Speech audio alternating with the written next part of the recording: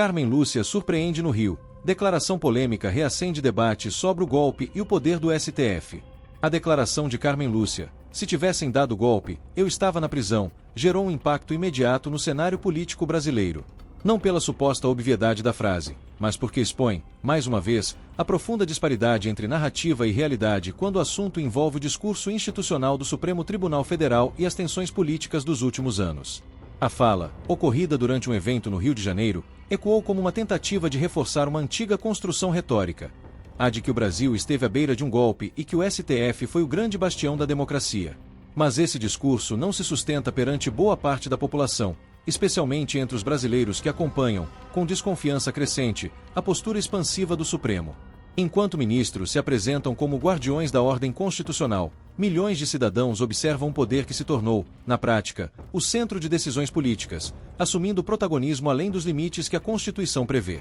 A frase de Carmen Lúcia levanta um questionamento inevitável. Se um suposto golpe tivesse realmente acontecido, por que exatamente ela estaria presa?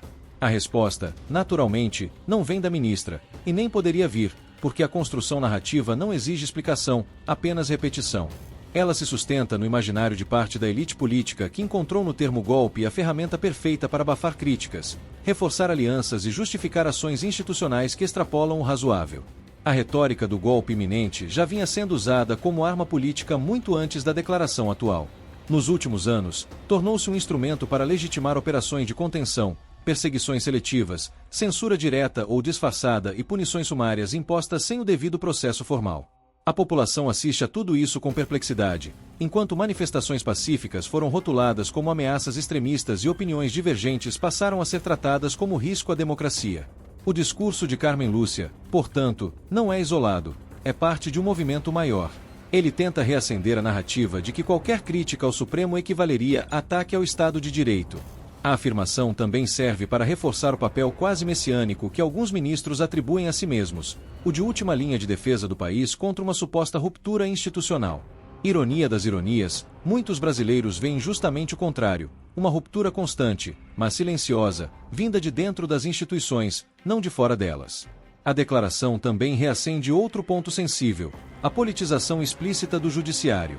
Quando ministros participam de eventos, palestras, mesas redondas e discussões públicas de caráter político, suas falas deixam de ser meros comentários e passam a influenciar percepções, processos e decisões.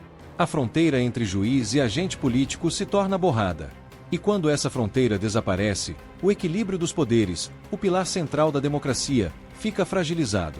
Se a ministra estivesse realmente em risco, como afirma, seria necessário compreender por qual motivo, em qual contexto e sob qual justificativa jurídica. Mas nada disso é explicado. A frase é lançada apenas como retórica emocional, buscando legitimar a narrativa oficial do risco à democracia sem apresentar evidências concretas que sustentem tal risco. Ao mesmo tempo, ela desvia o foco de questões essenciais: excessos, contradições, decisões monocráticas e intervenções diretas do STF nas mais diversas esferas do país.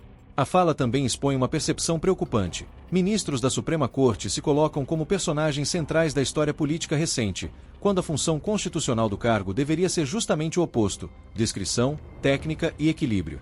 No entanto, nos últimos anos, ministros têm assumido o papel de protagonistas, opinando publicamente sobre temas sensíveis, assumindo posições pessoais e influenciando diretamente o debate político. Por outro lado, a população que observa esses movimentos enxerga uma realidade bem diferente da vendida nos discursos oficiais.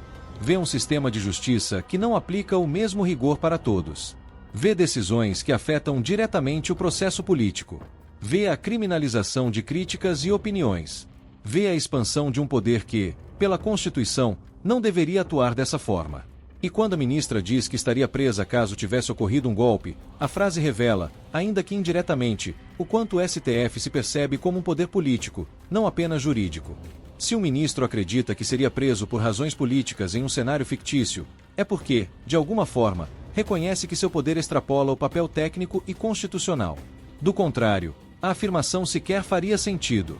A sociedade precisa sempre se lembrar de um princípio básico: democracia não é sustentada por narrativas, mas por limites claros de atuação institucional.